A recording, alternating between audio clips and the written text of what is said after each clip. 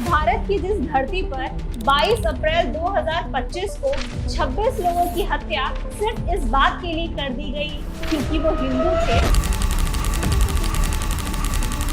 जानते हैं वो धरती किसकी है? वो धरती ना तो इस्लामिस्ट रेडिकल्स की है, ना ही लेफ्टिस्ट की, ना कम्युनिस्ट की और ना ही सो कॉल्ड सेक्युलरिस्ट। कश्मीर हिंदुओं की धरती है। कश्मीर का नाम ऋषि कश्यप के नाम पर रखा गया और वो ऋषि कश्यप ही हैं जिन्होंने कश्मीर को इंसानों के रहने के लायक बनाया। पर इस्लामिस्ट रेडिकल्स की बुरी नजर कश्मीर की घाटियों पर ऐसे पड़ी कि जो घाटियां कभी सुंदर मंदिरों से जगमगाती थी, अब वो सिर्फ खंडहर बनकर रह गई हैं। कश्मीर के मंदिर सिर्फ मंदिर नहीं बल्कि कला, संगीत, वेद, दर्शन का केंद्र हुआ करते थे। आज उन्हीं जगहों पे हिंदुओं का रहना बल्कि जाना भी दुश्वार हो गया है। इस वीडियो में आपको कश्मीर का वो इतिहास बताने जा रही हूँ जो हर एक हिंदू को जानना जरूरी है। कश्मीर सिर्फ सुंदर वादियों के लिए ही नहीं बल्कि स्पिरिचुअलिटी, फिलॉसफी और आर्ट का गढ़ हुआ करता था। इस वीडियो में मैं आपको ये भी बताऊंगी कि कश्मीर इंसानों से पहले नागाओं के रहने की जगह थी, जिसका प्रमाण आज भी देखने को मिलता है। जगत गुरु शंकराचार्य अपने जीवन के अंतिम समय में कश्मीर ही क्यों आए थे, उस यूनिवर्सिटी के बारे में भी बताऊंगी जो कभी वर्ल्ड की पॉपुलर यूनिवर्सिटी हुआ करती थी और वो कश्मीर में ही थी। साथ ही महान योग ऋषि पतंजलि और आयुर्वेदा के महान ज्ञाता चरक का कश्मीर से क्या संबंध है, और इन सबकी कहानियों में इस बात का जवाब है कि आखिर कश्मीर हिंदुओं का क्यों है। कश्मीर का संबंध वैदिक काल से है। वैदिक काल में कश्मीर को सती देश के नाम से जाना जाता था। एक सुंदर हरी भरी घाटी जिसके बीचों बीच एक सुंदर झील था जिसका नाम सती सर था, और इस झील में वितस्ता नदी का पानी आता था। अब आप वितस्ता नदी, सती सर झील और इन घाटी को याद रखिएगा क्योंकि इससे पूरी कहानी को समझने में आसानी होगी। वितस्ता नदी वही है जो आज झेलम के नाम से जानी जाती है। नीलमत पुराण सहित कई अन्य पुराणों के अनुसार सती देश की घाटियां इतनी सुंदर हुआ करती थी कि देवता भी समय व्यतीत करने के लिए इन घाटियों में आया करते थे। जितनी सुंदर सती देश की घाटियां थी उतनी ही उपजाऊ भी, इसीलिए सती देश को धरती पर स्वर्ग का दर्जा दिया गया। जिस वैदिक काल की कहानी मैं आप सबको सुना रही हूँ, उस काल में सती देश में नागा यानी नाग रहा करते थे। अगर आप ये सोच रहे हैं कैसे, तो नाग ऋषि कश्यप और उनकी पत्नी कद्रू के वंशज कहलाते हैं।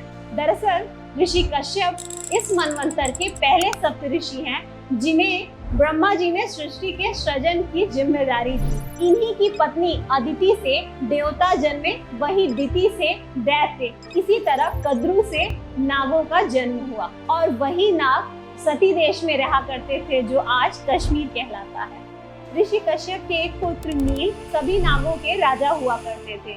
एक समय की बात है जब सती देश में सभी नाग बहुत ही खुशहाल तरीके से जीवन जी रहे थे। उसी समय झील में जलोद्भव नाम का एक राक्षस आ गया और सभी नागों का जीना मुश्किल कर दिया। जलोद्भव का अत्याचार इतना बढ़ गया कि उसके अत्याचार के कारण कई नाग सती देश को छोड़कर के भागने लगे, ठीक उसी तरह जिस तरह आज कश्मीर से हिंदू भाग रहे हैं। राक्षस जलोद्भव के अत्याचार का सामना नाग इसलिए भी नहीं कर पा रहे थे क्योंकि जलोद्भव के पास एक तरह का वरदान था। वरदान ये था कि जब तक वो पानी में रहेगा वो इतना शक्तिशाली रहेगा कि उसे हराना नामुमकिन है। एक दिन राजा नील को जलोद्भव के अत्याचार और उसकी शक्तियों के बारे में भी पता चला, तो वो इसका समाधान ढूंढने के लिए अपने पिता ऋषि कश्यप के पास गए। उन दिनों ऋषि कश्यप दक्षिण और पश्चिम भारत की यात्रा करके कश्मीर यानी कि सती देश पहुंचे ही थे। तब तक नील उनसे मिलने आए और उनको बताया कि जलोद्भव ने किस तरीके से नागों का जीना मुश्किल कर दिया है। इसका समाधान ढूंढने के लिए ऋषि कश्यप नील के साथ ब्रह्मलोक ब्रह्मा जी के पास पहुंचे। उन्होंने ब्रह्मा जी को सारी कहानी बताई, तो ब्रह्मा जी ने ऋषि कश्यप से बताया कि जलोद्भव को सिर्फ और सिर्फ भगवान विष्णु ही मार सकते हैं। इसके बाद ऋषि कश्यप और उनके पुत्र नील विष्णु भगवान के पास वैकुंठ गए और उन्होंने अपनी समस्या बताई। विष्णु भगवान ने उनकी मदद करने के लिए तो कहा, साथ ये भी कहा कि सभी देवताओं को वहां आना पड़ेगा इस समस्या से निपटने के लिए। ऋषि कश्यप ने सभी देवताओं को सती देश आने का अनुरोध किया। ब्रह्मा, विष्णु, महेश सहित सभी देवी देवता सती देश पहुंचे ऋषि कश्यप को उनकी परेशानी से मुक्त कराने के लिए। जब सभी देवता वहां पहुंचे तो ऋषि कश्यप ने अनुरोध किया कि झील को चारों तरफ से घेर लिया जाए, जहां जलोद्भव रहा करता था। सती सर यानी कि जो सती झील था वो चारों तरफ घाटियों से घिरी हुई थी। तो भगवान विष्णु ने वराह अवतार लिया और घाटी को एक छोर से तोड़ दिया, जहां से झील का पानी निकलने लगा। धीरे धीरे झील के पानी का स्तर कम होते गया और राक्षस जलोद्भव की शक्तियां भी कम होते गई। इसके बाद देवताओं और जलोद्भव के बीच युद्ध हुआ और अंत में भगवान विष्णु ने जलोद्भव को मार दिया। जलोद्भव की मृत्यु के बाद सती देश को आशीर्वाद मिला कि नागों के अलावा इंसान भी इस धरती पर शांति से अपना समय व्यतीत कर सकेंगे।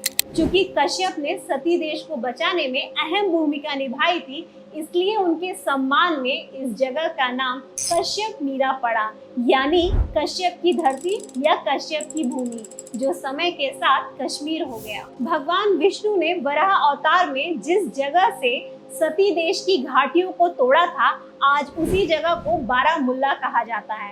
हालांकि इसका वास्तविक नाम वराहमुल्ला है। वराहमुल्ला का अर्थ है वो स्थान जहां भगवान विष्णु ने अपने वराह अवतार में एक रास्ता घाटियों को तोड़कर बनाया गया था।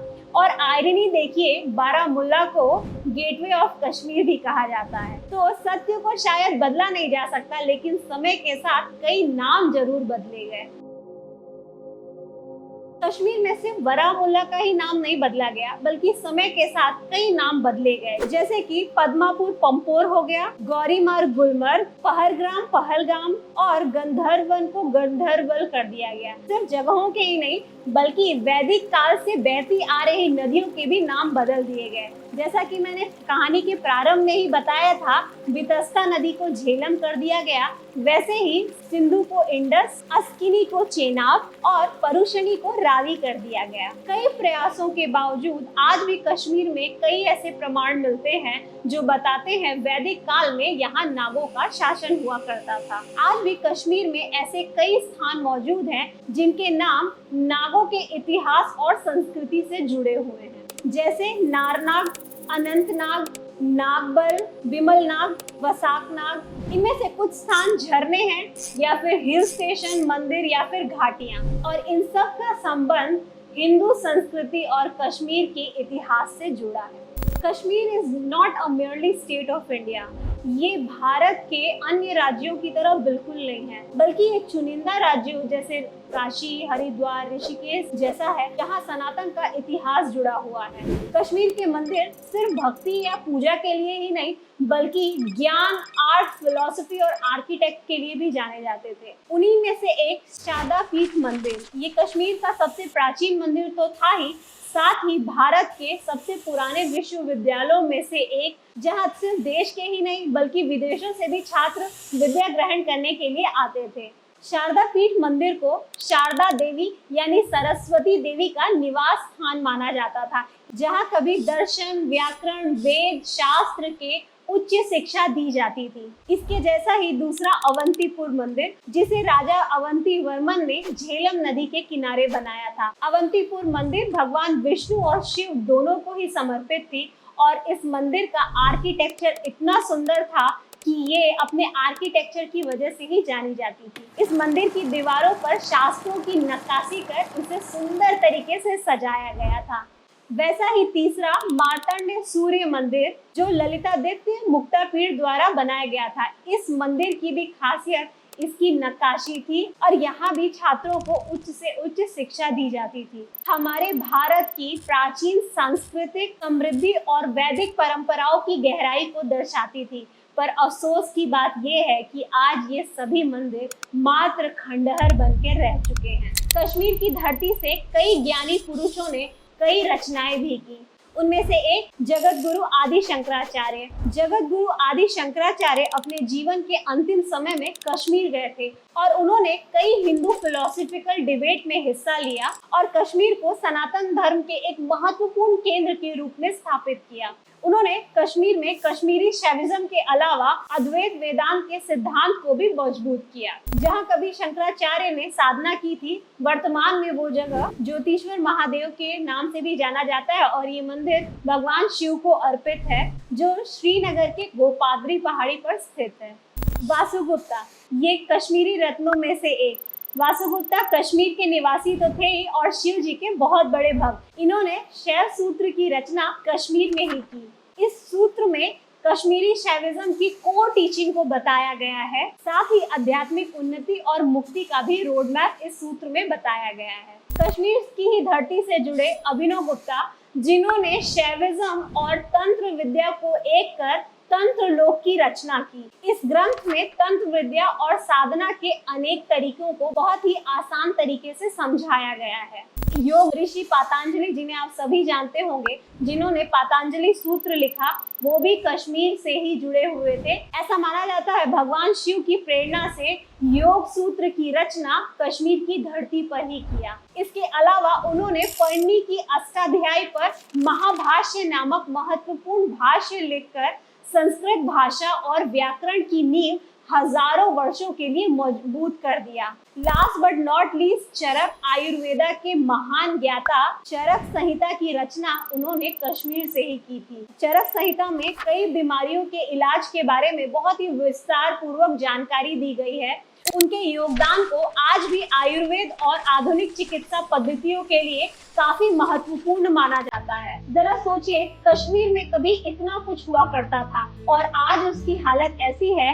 न सिर्फ कश्मीरी पंडितों को वहां से भगाया गया, बल्कि हिंदू टूरिस्ट को मार दिया गया। साइड में एक इंसान है, उसने उसको गोली मार दी। यहाँ पे उसने बोला कि शायद मुस्लिम नहीं है, उसने उसको गोली मार दी सिर्फ इस बात के लिए क्योंकि वो हिंदू हैं। मैंने आपको कश्मीर के वैदिक इतिहास से लेकर उन मंदिरों के बारे में बताया जो वर्तमान में खंडहर स्वरूप मौजूद हैं। अब तय आपको ही करना है कि कश्मीर हिंदुओं का कितना है भी या नहीं। पर ये तय है कि कश्मीर की जो हालत है उसके लिए जितने इस्लामिस्ट रेडिकल जिम्मेदार हैं, उतने ही सो कॉल्ड सेक्युलरिस्ट और उतनी ही पुरानी सरकारें भी, और वो पत्रकार भी जिन्होंने अपने फायदे के लिए रिपोर्टिंग। पर अब जिम्मेदारी हमारी है इतिहास को जानने की, शत्रु को पहचानने की और हिंदू विरोधी शक्तियों को इतिहास के पन्नों से मुंह तोड़ जवाब देने। याद रखिएगा, जीतने के लिए युद्ध जरूरी है और युद्ध दो तरह से जीता जाता है, शस्त्र और शास्त्र, और इन दोनों के लिए इतिहास जानना जरूरी है। उन्हीं में से कश्मीर का इतिहास है। जय हिंद, जय भारत।